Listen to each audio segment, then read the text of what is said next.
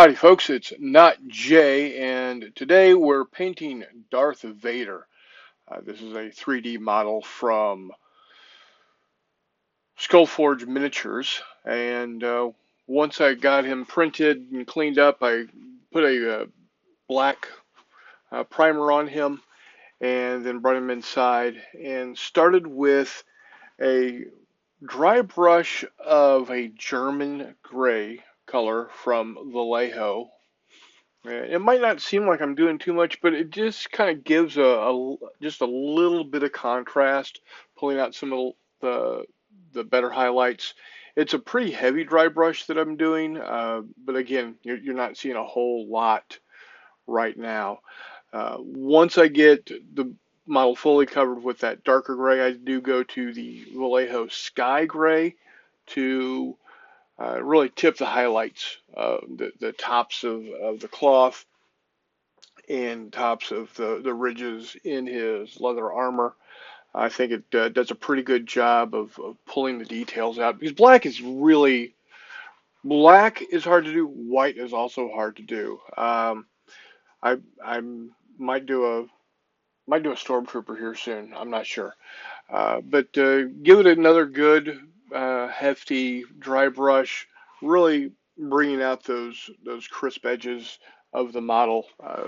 Skullforge does a great job of producing miniatures in the scale of Star Wars Legion from Fantasy Flight, or excuse me, now it's Atomic Mass Games. So just getting into all the folds and really looks good.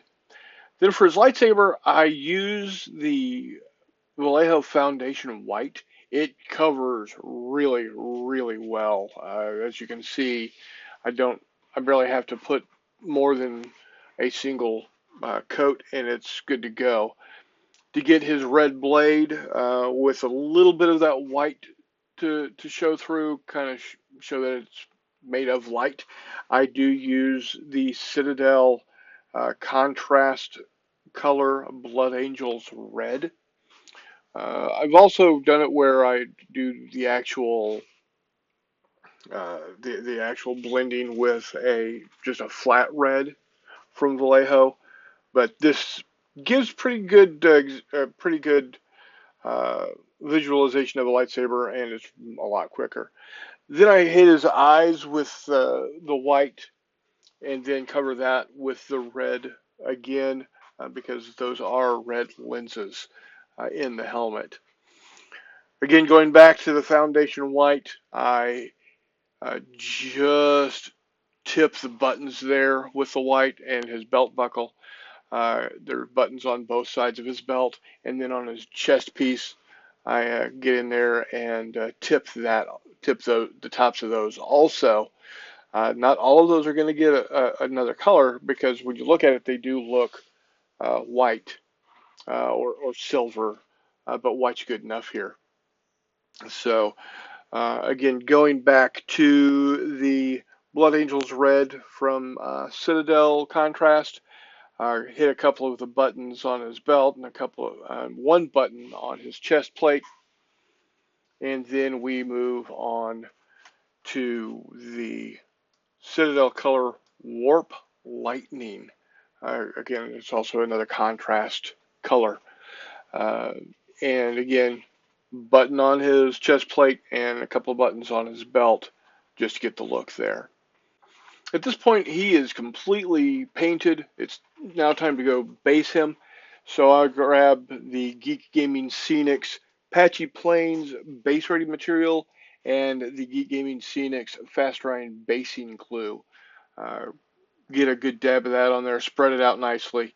There's two ways to do this. You can do it in this fashion where you put the base material on first. It's a little easier to do, or you could glue him to the base and then put the uh, fast drying basing glue down. Problem with that is it does get up on his boots or whoever you're doing. So you get it there, and then once it's dry, you can go in and pop a little bit of super glue on his feet and drop him in and then he'll be good to go. Let him sit there and dry overnight, and he's set. So, quick spin of the model. I think he turned out really, really good. Like I said, black is sometimes really hard to do, as is white. But the trick is, you know, he's out in combat. He's going to be a little dusty. So that's how you go with it. You just roll with it. Here's a couple of stills showing him. Like I said, I think he turned out really, really good.